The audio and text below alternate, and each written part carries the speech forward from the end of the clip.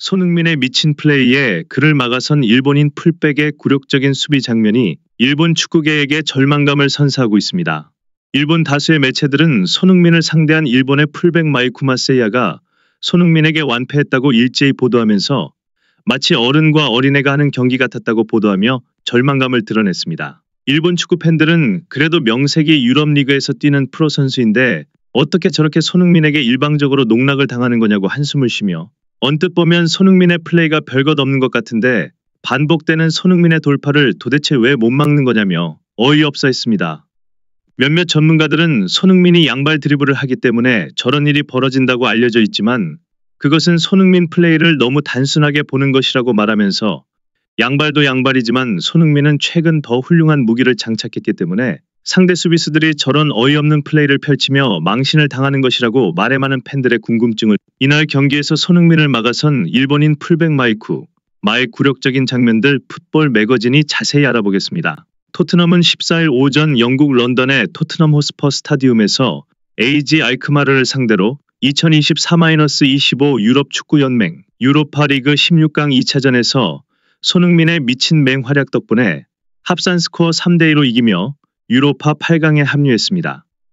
이 경기에서 몇몇 팬들 사이에 주목을 받았던 경기 관전 포인트는 손흥민을 막는 알크마르의 오른쪽 풀백인 일본인 수비수 마이크마 세이야와의 맞대결이었습니다. 알크마르와의 16강 1차전에서 토트넘의 수비 불안으로 계속해서 알크마르에게 밀리는 경기를 해 손흥민에게 아예 찬스가 연결되지 못하는 모습이었지만 일부 네덜란드 언론과 일본 매체들은 마이크마가 손흥민을 완벽 봉쇄했다는 어이없는 아전인수격 보도를 쏟아내어 국내 팬들을 불편하게 했던 것이 사실인데요. 알크마르는 이날 경기에서도 역시 오른쪽 풀백의 일본인 수비수 마이크마를 선발로 내세워 손흥민을 또다시 막아낼 것이라는 꿈에 부풀었습니다. 경기가 시작되고 전반 초반에는 마이크마가 손흥민이 왼쪽을 침투해 골문 쪽으로 크로스를 올리는 것을 막아내며 알크마르가 손흥민을 막으라는 특명을 부여한 마이쿠마의 전술이 적중하는 듯 했습니다. 하지만 손흥민은 상대가 자신이 사이드로 빠지는 것을 집중적으로 막는 듯 하다는 느낌을 받는 순간 플레이 패턴을 완전히 바꿔버리는데요. 손흥민이 낮은 지역까지 내려와 공을 받으려고 하자 마이쿠마는 손흥민이 뒤로 돌아서지 못하게 접근하지만 손흥민은 이것을 역으로 이용 중앙으로 공을 절묘하게 돌려놓으며 마이쿠마를 완전히 따돌려 이것을 지켜본 많은 축구 팬들의 감탄사를 자아내게 했습니다. 손흥민은 마이쿠마를 완벽히 제친 후 페널티 박스 안으로 진입해 슈팅까지 해보지만 결사적으로 막아서는 알크마르 수비진 2명의 수비 블록에 막혀 골로 연결되지 못했습니다. 손흥민은 그 이후 마이쿠마가 사이드로 돌파해 들어가는 패턴을 머릿속에 기억하고 그쪽만 막으려고 하는 것을 간파하고 중앙으로 공을 치고 들어가는데 완전히 허를 찔린 마이쿠마는 손흥민을 따라가다 동료와 충돌하는 어이없는 플레이를 해 알크마르 팬들을 당황시켰습니다. 일부 전문가들은 손흥민은 마이쿠마가 자신이 사이드로만 빠질 것이라고 예측한다는 것을 간파했다고 말하면서 손흥민을 좀 얕잡아보는 느낌이라고 말했습니다. 마이쿠마는 앞선 여러 장면에서 이미 손흥민에게 압도를 당하고 있었음에도 불구하고 전반 20분경 손흥민을 중앙에서 밀착마크하던 것을 풀고 오버래핑을 하려고 토트넘 진영으로 전진하는 실수를 저지르는데요.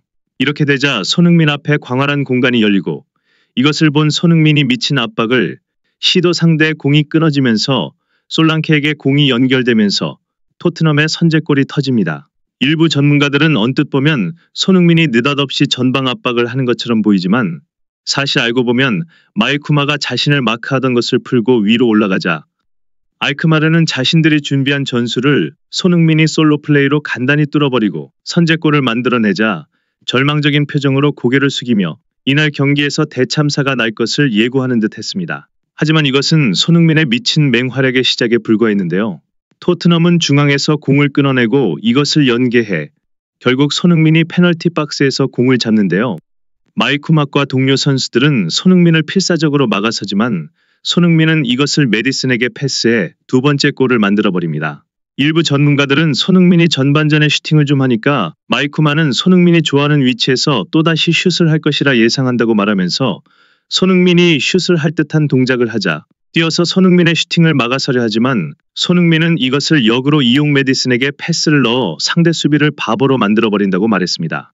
이 장면을 본 일본 팬들은 정말 창피하다고 말하면서 슛도 안 했는데 지금 저렇게 펄쩍 뛰어서 공을 막다가 제쳐지는 것을 전 세계가 다 보고 있는데 일본 축구의 망신살이 뻗친 격이라며 한숨을 내쉬었는데요. 마이쿠마 역시 자신의 경기력으로 손흥민을 막는 것이 역부족이라고 판단하고 손흥민이 공을 잡으면 파울을 해버리는 더티 플레이를 해. 이 장면을 본 많은 국내 축구 팬들로부터 실력이 안 되니 가라데 축구를 하는 거냐라는 조롱을 듣기까지 했습니다. 그러나 마이쿠마의 이런 더티 플레이는 오히려 손흥민을 자극 마이쿠마를 또다시 가지고 노는 플레이를 펼칩니다.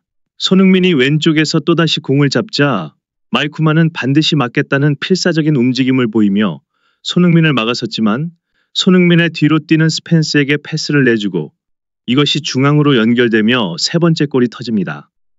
알크마르는 세 번째 골이 터지며 합산 스코어가 3대2로 뒤집어지자 알크마르 감독은 모니터를 보며 손흥민의 미친 화력에 넋이 나간 표정을 지었는데요. 일부 전문가들은 손흥민의 양발 드리블이 이번에도 마이쿠마를 완전히 속였다고 말하면서 손흥민이 돌파를 해들어가며 중앙으로 공을 몰고 들어오는 패턴만 머릿속에 있던 마이쿠마는 손흥민이 뒤쪽에서 돌아 들어오는 스펜스에게 예상치 못한 순간 패스를 연결하자 중앙으로 치고 들어올 것이라 예상하며 공이 방향 반대쪽으로 이 장면을 본 일본 팬들은 앞선 여러 장면은 그래도 저 정도는 아니었다고 어이없어 하면서 손흥민이 월드클래스라는 것은 인정한다.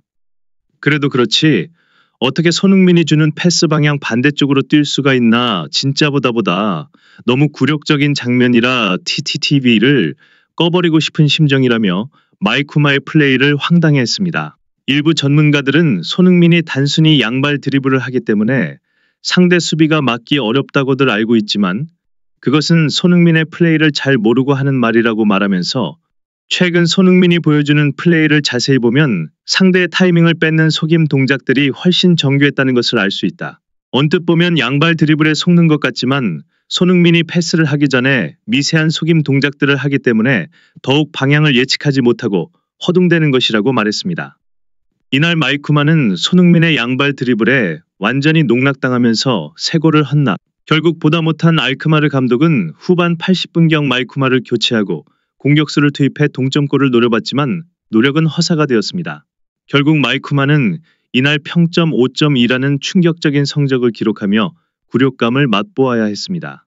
이날 경기를 지켜본 일본 축구계는 손흥민의 양발 드리블에 마이쿠마가 속수무책으로 당했다고 말하면서 어떤 방향으로 공을 몰고 달릴지 그리고 어떤 동료에게 패스를 할지 전혀 예측이 불가능한 플레이를 손흥민이 하고 있다. 손흥민을 막아선 마이쿠마가 어린애 같았다. 무엇을 해야 할지 모르고 허둥대는 모습은 일본 축구의 굴욕이라고 한숨을 내쉬었습니다. 구독 및 멤버십 가입은 매일 더 나은 영상 제작 열정을 타오르게 합니다.